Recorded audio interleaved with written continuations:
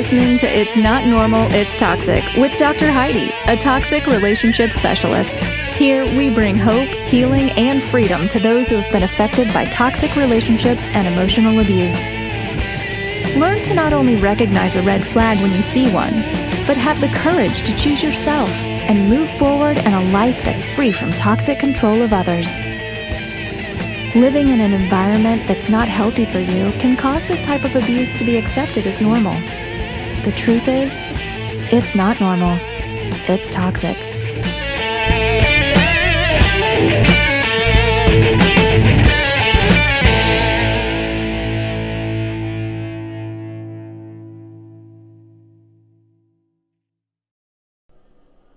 Hey everybody, welcome back.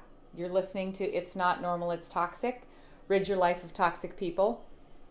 If you are a regular listener, welcome back. If this is your first time listening to my podcast, welcome. We're happy to have you. If the podcast has made an impact on your life or your relationships, please share it. The reach is farther than I would have ever imagined, and it's because you guys take the time to share the information. I know when you're searching for answers, sometimes when you get to hear it in a way that it's presented, that you get it and that it feels like it pertains to your life, you want to pass it along. And I so much appreciate all of you guys reposting and sharing the podcast with others who you may feel may benefit from it. Today, the topic is kind of an exciting one because it is one that is going to hit home with probably every single listener we have. I titled it With Friends Like These. Okay. There are so many types of friends, right? In your life, you've got old friends, there's new friends, you've got close friends, you've got social friends, we've got best friends, we have friends groups, and everybody gets lumped into the friend category. When we're talking about friends, I looked up the definition of friend, and I'm going to go over that in just a second. But Psychology Today has an article, and in the article reads a portion of it. Strong friendships are a critical aspect of most people's well-being. Research indicates that close friendships are associated with greater happiness, self-esteem, and a sense of purpose. Like I said a minute ago, there are so many types of friendships, but there's also so many warped versions of the term friend. We call everybody friend. Oh yeah, that's my friend. That's my friend. Oh yeah, they're my friend. Okay, what really is a friend? So according to Wikipedia, a friend is defined as a relationship of mutual affection between people. Its bond is stronger than an association. Although there are many types of friendships, certain characteristics are still present, including affection, kindness, love, virtue, sympathy, empathy, honesty, loyalty, generosity, forgiveness, mutual understanding, compassion, enjoyment of each other's company, trust, the ability to be oneself, express one's feelings, and make mistakes without the feeling of judgment. Okay, so that is the actual definition of friend. Now, when you think of all these different relationships in our lives that we call friends, do they all fit that definition? Probably not. But it does sound like a great place to be, because who wouldn't want to fill their life with a whole bunch of these people if they were really defined by the description in the definition? But why is it in our lives that some friendships seem so difficult? Some leave you feeling very filled up and excited, while others leave you completely drained. Why is that? They're all friends, right? So when I was writing this, I went to thinking back on the friendships that I've had in my past and thinking back to grade school. Okay, you got along with some of the kids, you didn't really care for some of the other ones, but it never really impacted you a whole ton. Some came easy and some came with struggles.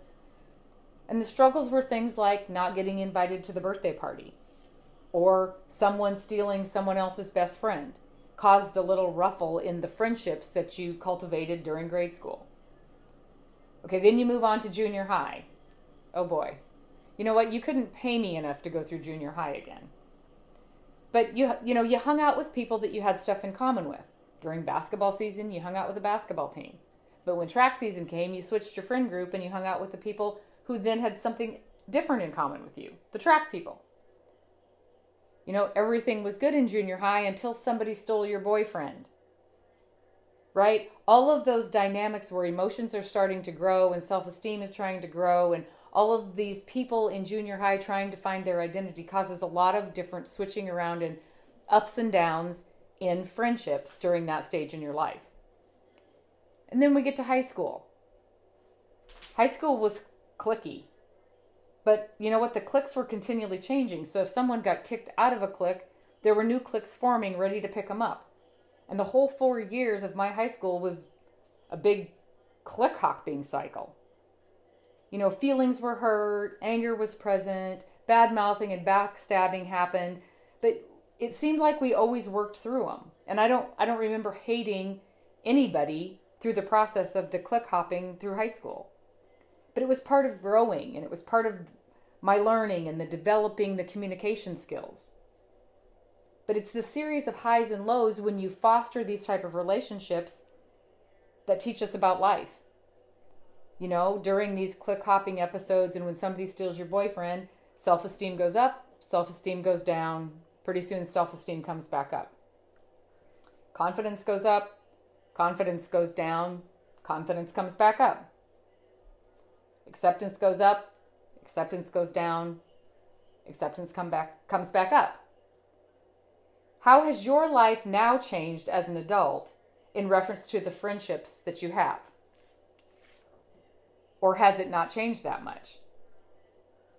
You know, when we're growing up, the friends that you make are the people that are around you, the people that are placed into your life, classmates, neighbors, cousins, your parents, friends, kids. You know, you don't have a lot of control of the people that you spend your time with, so your friend circle is picked from those that you spend your time with. But when you're an adult, you can find friends anywhere, right? Work, social events, neighbors, friends, friends, friends, friends, friends, friends. Our friend pool is huge when you're adult. You know, now with the internet and with social media, you can find friends anywhere. If you have control over who you choose to have as friends, why do so many of us stay in the same cycle of ups and downs that we did when we couldn't control who we were around? You know, if you were hiring for a position in your new business that you wanted it to be successful, how would you hire? You wouldn't go out and hire the first person you see.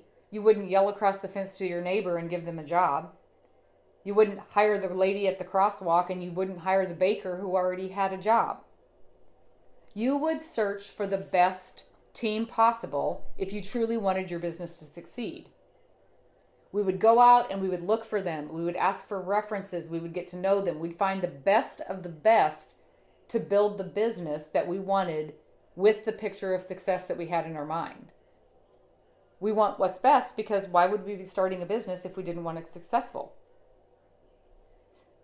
We're not settling for less if you're going to have the business you desire. Why then do we compromise everywhere else and we have mediocre friends? Don't we deserve to have the best of the best friends? And don't we deserve to have the successful relationships? Don't we deserve the things mentioned in the definition that I read earlier? Affection, kindness, compassion, loyalty, generosity, all of those. If you want your friendships successful and fulfilling, you have to seek out the best of the best according to your idea of success. So what depicts the difference between a good and a bad friend? Or between a healthy and an unhealthy friend? I'm going to go through a list. And as I go through the list, I guarantee different people in your life are going to pop into your head. Now, me just defining people by a good and a bad list doesn't define the person as a whole. This is just a checklist for you to think about. Okay? A good or a healthy friend is going to inspire you, while a not so good or not so healthy friend is going to drain you. Drain you of your time, drain you of your energy, drain you of your emotion. A good or healthy friend is going to appreciate you. A not so healthy friend is going to use you. A good or healthy friend is going to accept you for who you are. A not so healthy friend is going to try and change who you are. A good friend is going to laugh with you. A not so good friend is going to laugh at you. A good friend is going to want you to succeed. A not so good friend is going to secretly want you to fail, or they'll be jealous of you when you do succeed. A healthy friend accepts their actions and takes responsibility. A not so healthy friend is going to blame their actions on others. A healthy friend is going to speak about you, is going to speak good things behind your back. A not so good friend is going to say bad things about you behind your back. A healthy friend is going to want to be on your team, where a not so healthy friend is going to want to team up against you. A good friend makes you feel safe and comfortable when they're around. A not so good friend is going to make you feel unsafe and uncomfortable when you're around them. A good, healthy friend is going to want to work things out. A not so good or not so healthy friend is going to want to feed the chaos, to keep the chaos going. A good friend is going to give of their time. A not so good friend is going to take all of your time. A good friend puts you as a priority, whereas a not so good friend always waits for something better to come along so that they can be the priority. A good friend cares about you and what you have going on. A not so good friend only cares if they are involved. A good friend encourages you to grow. A not so good friend criticizes and judges you in your struggles. A good friend is going to push you out of your comfort zone. A not so good friend is going to pressure you into doing things that you don't want to do. And those are just to mention a few. When I started writing that list, I could have written 3 pages of the difference between what a good friend looks like and what a not so good friend looks like. Now, I know you're all thinking about different people in your life that when I read these statements, somebody popped into your head. But the thing we don't realize is that we are doing the hiring in our business of friendship. You are in control of who you put in the spots that are going to best grow into successful friendships. Did you even know that you're in control? Note the things that I mentioned about grade school and junior high and high school. Those are the same things many of you are doing today. You hang out with these people because you always have. You stay friends because you've been friends forever. They remain in your friend circle because you have things in common. And still, you don't get invited to the birthday party. They're still going to steal your boyfriend, and people are still busy click hopping. As a result, self-esteem goes up, self-esteem goes down. Maybe self-esteem will come back up. Anger goes up, anger goes down, anger comes back up. Acceptance goes up, acceptance goes down, maybe acceptance comes back up as you cycle through these things that we call friendships. So are these really friends according to the definition, or are these more convenient acquaintances that we're calling friends? I did a podcast on what is love, describing what love is, and the messages that I got from that podcast were so incredible because it was so eye-opening to people. So if you're questioning friendships, go right back to the definition of friendship that I read. If it doesn't fit that definition, we have to relabel that relationship. If you found yourself in a situation or a friendship that is taking more energy than the joy that you're getting out of it, it's time to get out of it. This is not a true friendship. A true friendship is kind of like true love. and it presents with the same attributes. So the friendships that you're struggling with and the friendships that feel like they're weighing you down are not a true definition of a friend. Walking on eggshells, criticisms, comparisons, competing with you, speaking badly about you, demanding attention, discarding your feelings, using guilt or other emotions to control you is not a friendship. This is not a friend. Even if in your head you have them classified as a friend, or they keep telling you what a good friend they are, logically, and according to the definition of friend, this is not a friend. This is someone who keeps you in their life for what you can do for them. The minute you no longer supply them with something they need, the click hopping starts and the picking teams will begin. People who use other people for the self-benefit of security are toxic to other people. Their kindness is only skin deep to get you to trust them, to be loyal to the friendship, and to take up for them when they need somebody to stand behind them. But when your attention is on yourself or on other relationships in your life or on things that you need to do, their sense of control over you is threatened. And they'll start pushing harder into the friendship. When they push harder into the friendship, you feel that the friendship is threatened, which makes you try harder to be a better friend. Both of you are trying to salvage this thing that you're calling a friendship. Toxic people do not care how much time, how much energy, how many other relationships you compromise, as long as this, quote, friendship still benefits them.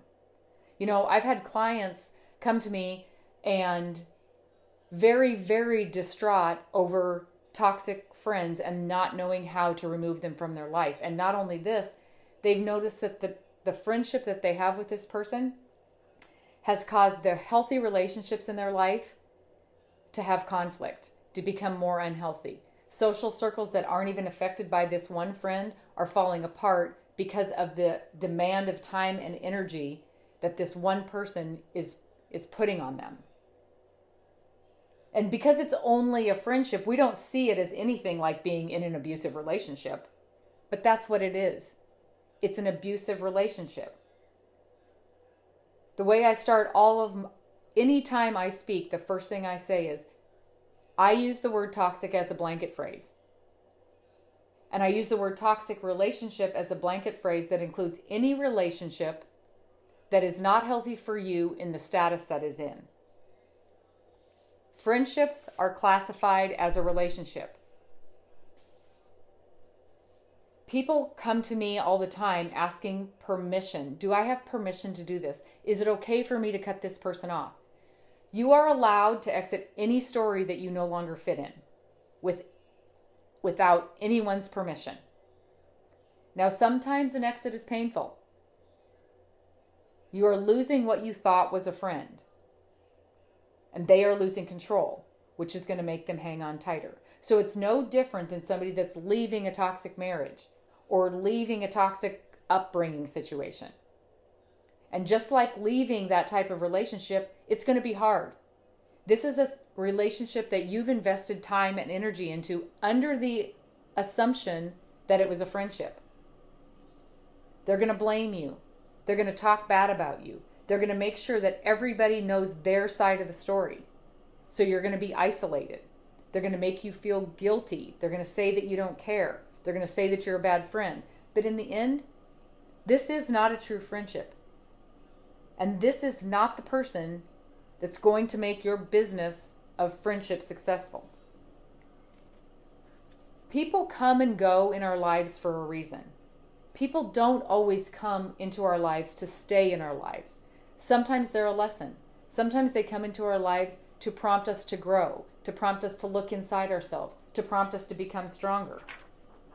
Be okay with letting them go, because in letting the wrong people go out of your life, you create a whole bunch of space for the right people to come in. The ones who are also looking for friendships that are going to be successful and that can grow into something that's strong and supportive.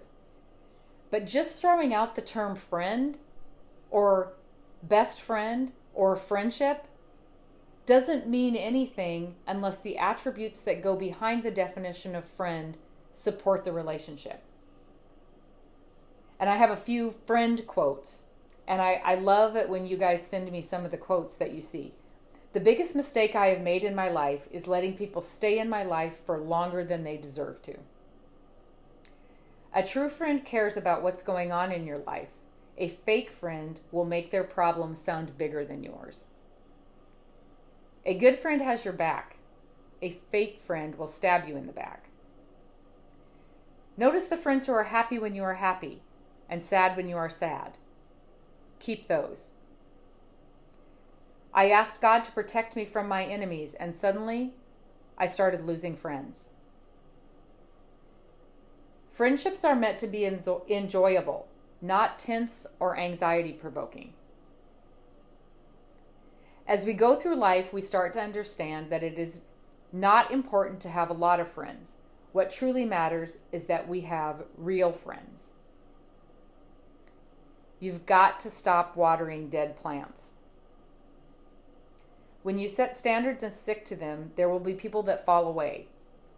Let them. Friends are like boobs. Some are big, some are small, some are real, and some are fake. Good friends are going to become better friends when you release the weight that the bad ones make you carry. Having a friend should not be exhausting. Having a friend should not cause a pain in your stomach. Having a true friend does not bring your other relationships down. Having a friend does not take all your brain energy. Having a friend should not monopolize your time. Having a friend should not make you feel like you should change. Having a friend should not make you feel like you cannot be yourself. Having a friend should not cause guilt and the feeling of unacceptance. Having a friend should not demand perfection. Rather, having a friend and having friendships should be a feeling of blessing. It should feel like you're opening a Christmas present every time you get to see them.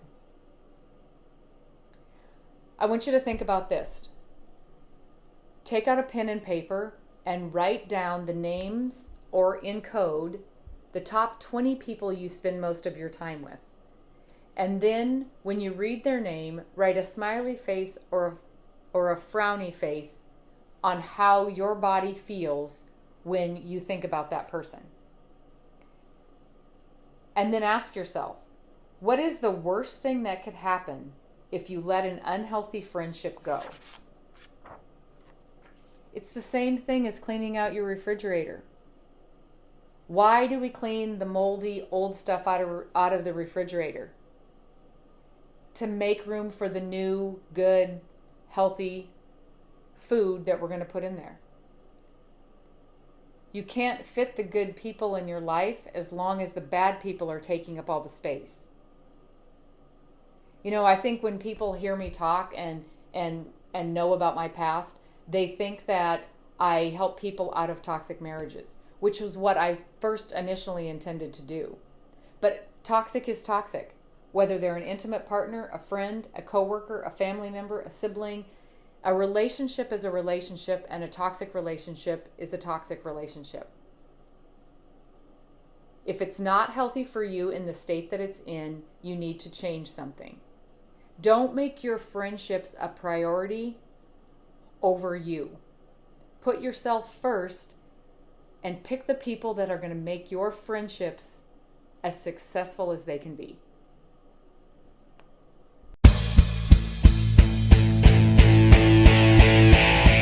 Thank you for listening to It's Not Normal, It's Toxic.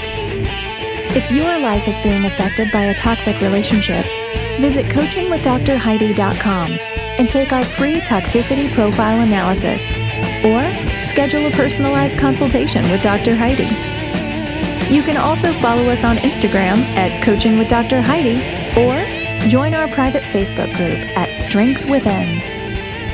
Take your first step to freedom today. And remember, it's not normal, it's toxic.